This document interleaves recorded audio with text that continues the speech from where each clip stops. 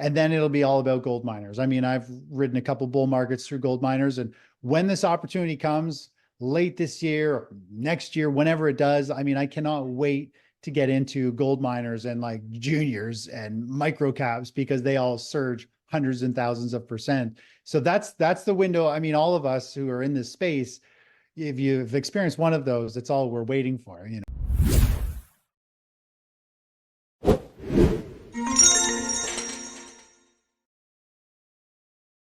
Welcome back to Metals and Miners. I'm its founder and its host, Gary Bohm. We have a fantastic discussion lined up today that I am so super excited about.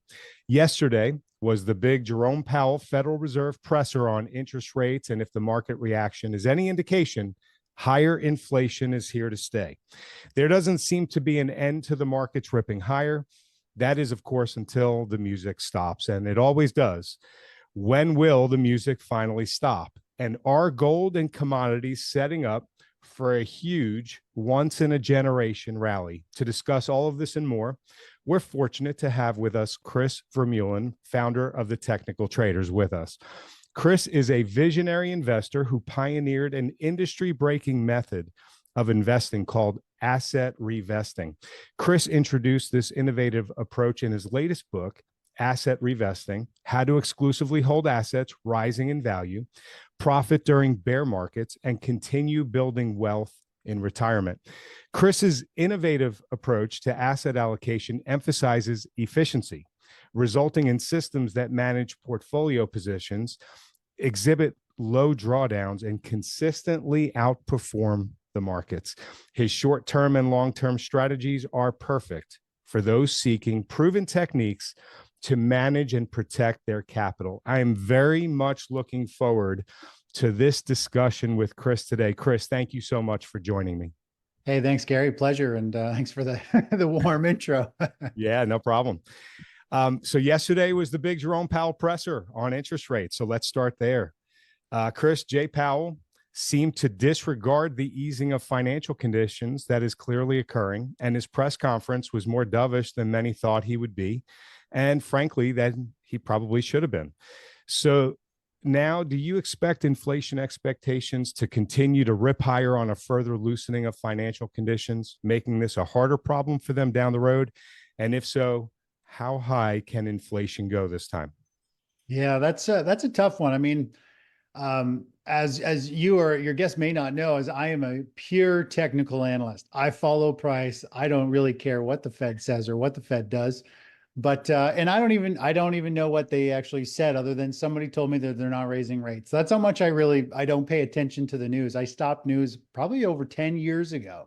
So because news is a great way of getting into your head. Now, I don't think rates are going to fall anytime soon. Maybe late this year. We need the stock market to start to really break down. We need more or less the way I see it is when the wealthy people start losing a lot of money in the stock market and some key businesses are starting to struggle. That's when the government comes out and says, you know what, we need to start cutting rates and support that. That's the way I see the markets. And that might not happen for several more months. So, you know, I think inflation's here to stay until I think we have enough of a sentiment shift where individuals start closing their wallets a bit more. People are still buying lots of services, doing all kinds of stuff.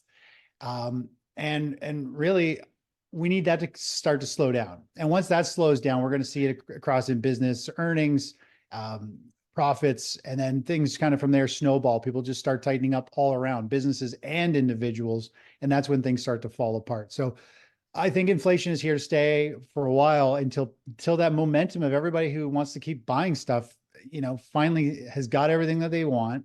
I think a majority of people, like I think more so the wealthier people are still buying a lot of expensive stuff and they don't mind paying nosebleed pricing, but a lot of people have run out of money. The general public are really generally living paycheck to paycheck. Any savings they have is pretty much burnt up.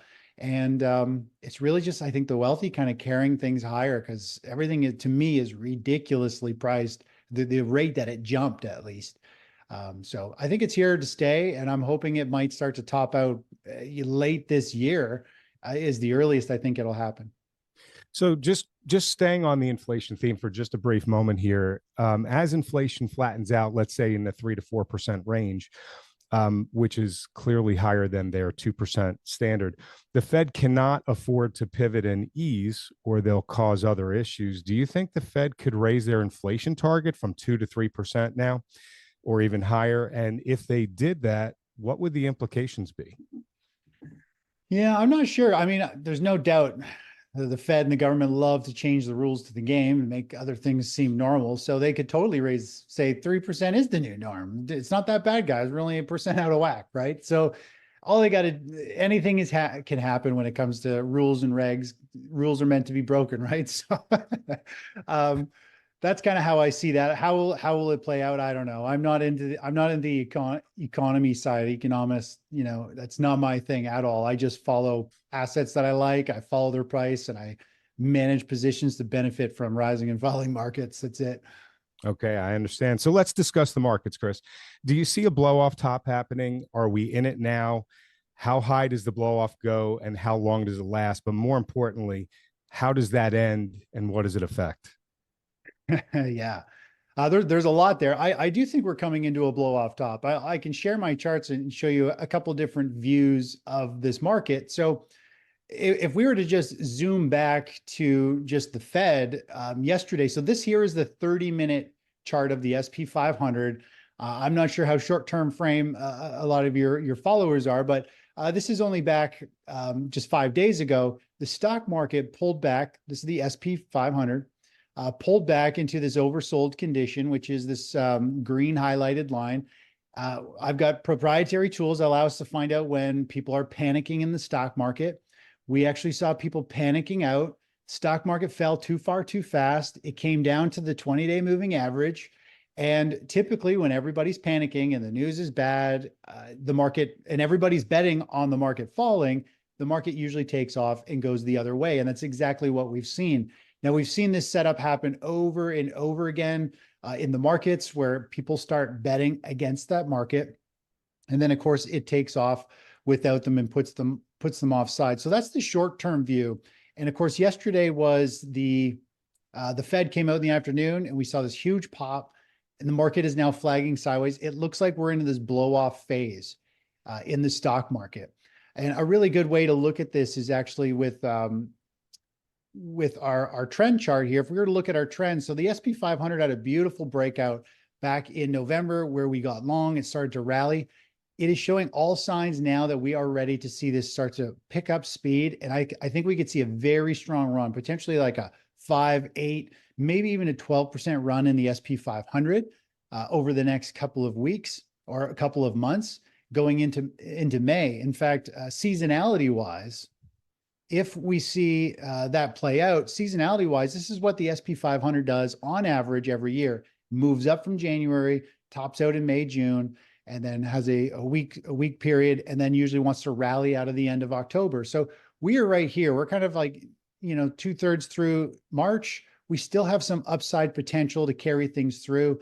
I feel like the general public right now is just really starting to sink their teeth into the markets. They're starting to pile in. They're buying stocks. They're buying NVIDIA. People who have never bought stocks before are buying NVIDIA, and that to me is a big red flag. And so if we take a look at just this other sentiment chart, I know I'm throwing a lot here for people to digest, but when I look at the markets, I look at it from a lot of different angles. A lot of people just look at price, but what I do is I take time cycles, I take volume flows. Every market is related or connected in some way. It's called intermarket analysis. So if one asset class is going down, there's usually another one going up. Money is flowing in and out of different assets all the time. So I take a lot of those things and I put them together here. And more or less, when we're in an uptrend and we get these series of red bars or orange bars, this is typically when the average investor is panicking and they're betting against the market. They're expecting the stock market to fall. And so as they're expecting the stock market to fall, of course, the market is going to do the exact opposite. It pushes higher and it really hurts their portfolios. And so we just had that for the last 2 weeks. Everybody's been betting against the stock market, and we've got the market just starting to break out and run higher on the SP 500. And this to me is going to be one more big push to the upside before I think we see the stock market want to top out.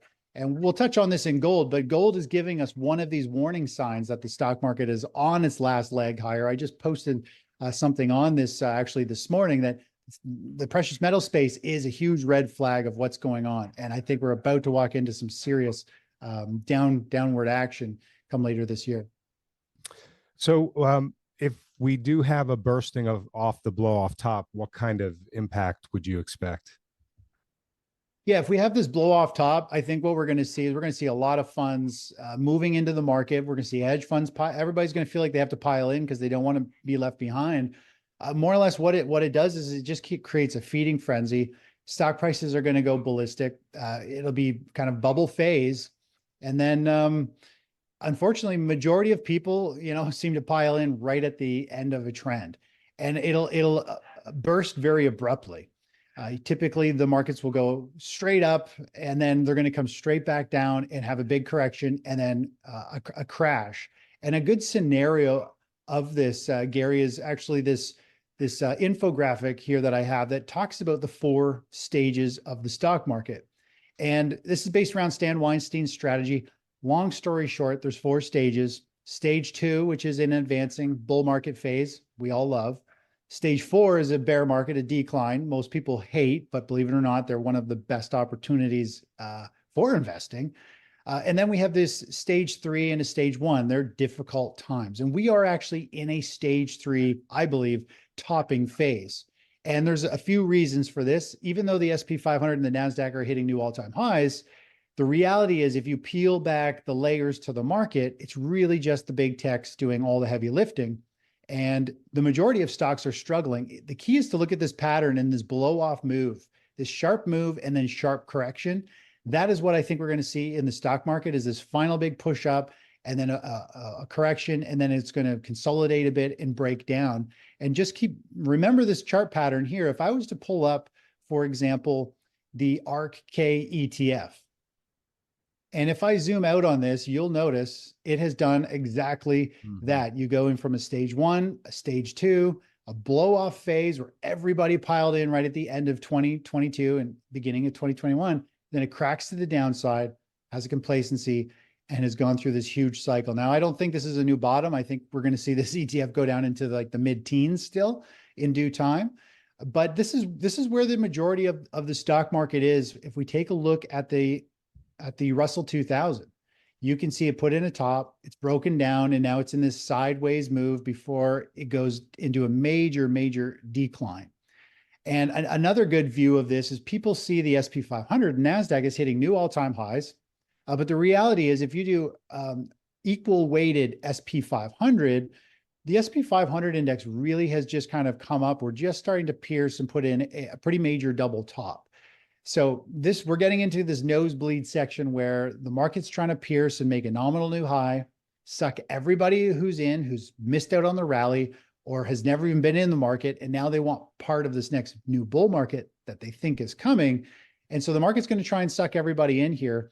And then I think we're going to see potentially this start to break down. This will be a massive top in the S&P 500. And I think we're looking at like 30, 40, 50% correction in the stock market, which will be a huge reset. So long story short is the majority of the stocks, especially smaller cap stocks, are nowhere near highs. They are struggling, and it's just the big techs that are blinding everybody. And this is the problem with the big techs and even people who invest in dividend stocks is everybody's into them. All the big money is into them. And when all that money gets nervous and they start to sell, they're all going to be selling those stocks. That's what everybody seems to want to own. And so when those stocks start to crumble and collapse, it's going to pull the entire stock market down because they're such big heavyweights. And for example, like the S&P 500 during COVID, it fell like 34%. If you were a dividend investor, you owned all the big blue chips, all the, to try and get your annual dividends, you fell like 45%. People don't realize the big techs and dividends have a ton more risk than they really expect, actually more so than the stock market itself. And that's a whole different story to touch on, but everybody's blinded by these traditional ways of investing. They're completely blinded with the risk that they have owning the buy and hold and blue chip stocks, and they don't realize the damage that's going to happen when we have this top and it blows off. So long story short is I think we're very close to the end, but I still think there's some upside on the stock market, and it's going to suck everybody in who's not in. That's what it does. It's got to create that massive FOMO. So 30 to 50% drops in the S&P. I see your line on the right-hand side of the screen that you just drew is very close to the COVID lows. Are you expecting the S&P to drop that low, maybe even further down? What's your expectation there? Yeah, I mean, I think I don't know how far it's going to go. I feel like it could very easily be 40 or 50%. I mean, really, I take it one bar at a time. I like to figure out what the potentials are of every move. I think we could see it pierce the 2022 lows. The market, Fibonacci theory is the market's always trying to make a bit higher high or a bit lower low. That's what cleanses the market. That's what resets things. So for the market to pull back and even pierce, just break the COVID low a little bit, that is going to spark and cleanse the markets even more. And that's what the market is always trying to do. And just like to the upside here, it's just breaking to a nominal new high. It's trying to suck everybody in and cleanse the market of all the shorts. Get the shorts out, get them out of the market, let everybody buy long and think we're off to the races, and then collapse and apply maximum pain. The market is perfectly designed, and it does apply maximum pain to the average investor. They buy high, they sell low. It is a terrible, painful ride for those who don't understand how the markets work. So, we mentioned at the beginning that the music eventually stops. And you took us through the seasonality, you took us through the blow off top. Are you expecting the music to stop sometime in 24? Yeah, I think the music could stop in 2024. And I mean, there's a lot of other things in favor for it. I mean, we've got the elections coming. Typically, we see strong stock market into the elections, but I mean, I don't bring seasonality. I don't bring presidential cycles into any of my analysis. I learned a long time ago that if you just follow price and you have a good way of identifying trends when they're strong and when you want to be in them, as long as you do that, then you should be good. So I do think we're going to top out this year. I think it could be a bloodbath the second half of this year, maybe after May. But the real pain, it won't start until we have a stage 4 breakdown. So the stock market still has to pull back 15, 20% easy just to get, back down to the lows that we've seen a while ago, even more than that. So we need to see a big 15, really 20% pullback before the real pain actually starts of a technical breakdown, right? And that's when the bleeding starts and bankruptcies and all kinds of other stuff kick in and the panic among the masses. Yeah, it's pretty bleak. So a few days ago, a Morgan Stanley analyst came out and said that a strong US dollar has been vital, if not overlooked, as a source of support for US stocks since the 2008 GFC, but that this could soon change as the dollar enters a prolonged period of weakness. Should we be preparing for a US dollar regime shift that could crash US stocks? Yeah, I'm not sure. I mean, I'm bullish on the dollar. I believe I'll just flip to a monthly chart. I like the US dollar in general. I mean, I'm up in Canada. I believe the dollar is going to continue to rally. So for me, it's better to hold the dollar. I think we could go back into back in the tech bubble phase. I think the dollar, when the stock market falls and there's pain in the streets, we tend to see the dollar do really well.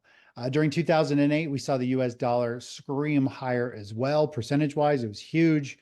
And I think we're going to see the same. I think we're going to see eventually here the stock market, all kinds of things happen. And the dollar, I mean, a lot of people have been talking about the dollar collapsing and being worthless for feels like decades, ever since I got into this whole industry. And people have talked about $100 and $400 silver for the last 20 years as some big short that's going to happen. But in the grand scheme of things, looking from historical pricing, following price trends, I think the US dollar is building a launch pad here to rally up to the 116, the 120. Whether people think it's going to go down and there's too much printing going on and it's going to be worthless, it might be. But maybe not until after we have this financial reset, because people are still nervous and people still always fall back to what they're comfortable. And if they're comfortable with just put me in the US dollar and they drive the dollar up, it becomes the strongest pile of dirt really than compared to all the others, it's going to go up. But then we could go into a multi-year, 9, 10 year collapse in the dollar, and the dollar could come all the way back down, and maybe that's when it breaks, or who knows. But I do believe I like US dollar. I hold US dollars because I think they're going to go higher. Stock market falls, dollar rips higher. It's just one of the ways to, I think, reduce your volatility in your portfolio, because the currencies move very slow percentage wise, but they're very stable. And if all hell's breaking loose, it's nice to hop into something that is, slowly drifting up in a conservative, comfortable way. Back in 2022, we saw this 18% rally in the dollar, and the biggest pullback was like 4.5%. And that was like a multi-day pullback. So, I mean, that's how slow and comfortable these are. Like, if the biggest pullback in a 20% rally is 4%, you can stomach that pretty easy. Mm-hmm. So that's what I like about currencies. It's a way to step out of the stock market when it's not a good spot to be, and put your money, reinvest it into a different asset. Yeah, that's good. So I'm going to shift us over to gold now. Overnight, gold made a beeline for 2,200. It actually went a little bit higher than that. It was up over 40. It's pulled back some. It hasn't given it all back. The move in gold has been impressive. Lately, the Western investors are still not buying yet, though. Chris, has the bell now finally rung for Western investors to get into gold? And how large of a move do you expect once the West and retail really starts buying? Yeah, so I think gold, I like gold. I think it's starting a run higher. I think where we are right now on the gold chart, so this is the monthly chart going back to 2000. I believe we started a new super cycle in 2019. I think we started a new super cycle somewhere, you could say, in early 2000s or somewhere here, 2005. So I think we're starting something new and exciting. We've had this multi-year consolidation. We had a multi-year kind of little rally and consolidation back over here in 2006.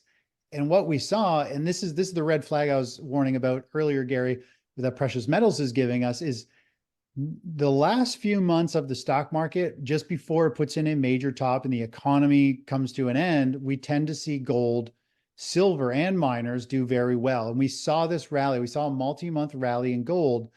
And then we went into the 2008 financial crisis, and gold pulled back 34%.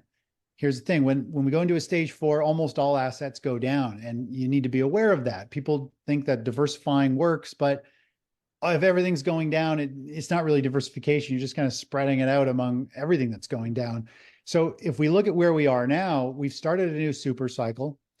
We've had a multi-year pause, and now we're just starting to see this multi-run up that I think we're going to see the stock market top out this year. When the selling pressure hits, people start dumping shares, they start getting nervous, layoffs skyrocket. Then we're probably going to start to see selling, and gold will pull back, probably back to, maybe where it is now, or maybe a little bit lower in 1800, who knows? But there'll be some downward pressure. And then I think once it starts to turn, once the stock market is getting close to a bottom, because I find precious metals and miners bottom a month or 3 or so, generally before the stock market does, when they start to rally, that to me will be the last opportunity to get on board for gold. And it'll be just like this, where we saw this multi-year run. We'll see crazy new highs for gold. And so we can chart where these highs should be using different tools. And my favorite tool is the Fibonacci extension. We've got a couple different levels here. We can take this low to this high and this low. And Fibonacci extension to me is the most accurate way to get an idea of where the market should have a pause, pullback, or reverse direction. And I use the only 2 measurements on a Fibonacci extension. I use the 618, 61% extension from a low, and I use 100% measured move. This tells us the momentum of this pattern. So from this low, we got a rally and then had a pullback. Based on the momentum and the strength and the size of this pattern, we should see gold rally to about 2250, maybe up to about 2300, and then it should pause here for a bit. And if it pauses, then we should see it rally up and hit this 100% measured move. Pretty much always, if it hits the 618 and pauses, it'll almost always go up and hit that 100% move, which is why I love this setup so much. And we're getting close to this right now. So there's that, 1600, 1700 potential for gold over the next, maybe even just the next few months. Now, if we were to look at this from a longer term standpoint, and go from super cycle to super cycle, we can go from the low here to this high and down to this low, carry it forward. You can see even this huge 20-year cycle that's been playing out actually gives us, let me grab a pencil here. The 618 for that is right here, this line. And we actually hit that level. We paused and consolidated, which is exactly what it's supposed to do. And if you do that, we typically go up and we hit this 100% measured move, which is 2,700. So when you look at this as just a short-term chart pattern or a mega super cycle chart pattern, both of them are pointing to $2,600, $2,700 for gold. And that, I don't know if we're going to rally up to that level before the stock market tops out. I don't know if that, when exactly that's going to take place, but it feels like we're on our way there right now. And the charts are very bullish. And, I think if you don't have gold, I think owning gold is important. I own a bunch of physical gold. I'm more physical than anything, because gold could rally up to here. And then if we have a bear market, we might just see gold pull back down to where it is right now. So the same price, and then it takes off and we potentially head up to like 3,500, 4,500, some other, much bigger patterns and targets to the upside. So that's kind of my outlook on gold. And silver is very much the same. I think we're starting this potential rally. Money is nervous. It wants to go to a physical asset. It doesn't trust the banking systems. It's getting nervous about holding stocks. And that's where they go is, the Western world, I think, is maybe more hypnotized by Bitcoin and fast profits and all that stuff because it moves. I always look at like volatility or fast moving stocks, and Bitcoin is like one of those, those purpley blue bug zapper lights, like buzzing, and you stick that outside and everything just goes to it. And then they just get zapped and they die. Right. And that's what volatility and like a lot of these fast moving stocks and cryptos do to people. It draws them in at the wrong time when they're vibrating high and they get involved and then it blows up on them. So based on this analysis, am I to understand, I don't want to put words in your mouth, that right now you do see a topping in the overall stock market. And if it does come down 20% or even higher, more, you do expect gold to fall back during that time period and then bottom out a month to 3 months beforehand and then resume upward. So are you in the metals and the miners right now to some degree, whatever that is, with an eye towards how the overall markets are looking, and that if and when you see the signs that, okay, the markets have topped, you'll step aside even from gold, silver, and the miners until that period of time does its worst. And then when things start rebounding, you'll be back in for the next leg higher. Am I getting that correctly? Yeah, more or less. So, I'm long gold. I'm always long gold and silver. I accumulate over time. I believe it should be a chunk of your assets, of your holdings. We've played GDX in the past and played some of the recent moves. We're not in the gold miners right now. I'm not sold that this is the start of a huge gold miners rally. I believe we need the financial reset first, and then it'll be all about gold miners. I mean, I've ridden a couple bull markets through gold miners, and when this opportunity comes late this year or next year, whenever it does, I mean, I cannot wait to get into gold miners and like juniors and micro caps because they all surge hundreds and thousands of %. So that's the window. I mean, all of us who are in this space, if you've experienced one of those, that's all we're waiting for, but the problem is we wait like 10, 15 years for them. So it's fine. It's slowly coming around, and that will be the time where I really will focus on, okay, guys, let's find some great, penny gold stocks and miners that will be beaten up pretty good probably from the bear market, and watch them go absolutely ballistic. But I don't think that if at best case scenario, I think that's late this year. And of course, when it happens, I'll be talking about it because it'll be the most exciting thing since the last time this happened, So I hold gold as just a passive long-term position. I'm not looking to sell it. If anything, I'm looking to just buy more. And I'm waiting for a market correction. And once we have a huge market correction, I don't care what price gold is at. If it's higher or lower from here, I will be buying it because I believe the next leg is up. I don't want to hold assets through noise. I want to know, okay, once they've turned a corner and they're pointing strongly in a direction, that's when I want to put my money in, knowing that on average, every month it's just going up and up and up. And I don't have to worry about trying to time anything in that regard for the metal space. So it sounds like to me like you do think that gold and gold miners is setting up for a huge once in a generation rally, but you do see a reset that needs to take place first. What is this reset that you're talking about? What are you seeing here with that? Yeah, so the reset. So I think the market right now is going to try and suck everybody in. I think it's amazing that gold is doing what it's doing, and silver and miners are totally floundering. But I do think we're coming up for, depending how long you've been around or how long you've been in the market, this could be like your second or third time generation for the gold trade. But, if you catch one of these in your lifetime, you can make some pretty substantial money. So for me, the correction is the stock market stalls out this year. It starts to sell off. We go through a typical bear market. Who knows? In 2000, it was a tech bubble. 2005 was like the great financial crisis and real estate. And this time will be something different. But stock prices always do the same thing when chaos hits. They all crash and fall. Fear is the most powerful thing. Price action is very, very consistent and predictable. So we just need to see the stock market pull back. And I think miners will get hit pretty hard. Now, I think we could see a decent rally in miners here. And I think that'll be to me, it'll be a false start. People are going to think that as, oh, this is it. And then they're going to have their hearts broken when we have a stock market correction and they get beaten down again. Right. So I just think it's too early right now. It's just a false start. It's great for, I think, a little trade. I think we could see a multi-week or a multi-month run here. I think there's a good potential percentage wise. But I think the easy money where we see a multi-year rally in the miners and everything's going up in metals that last 3, 4, 5 years, that is a little ways away still. Another year. That's coming after the crash you're talking about. Right. The crash should cleanse everything, and then it gives us an opportunity to pick up dirt cheap stocks and companies and opportunities.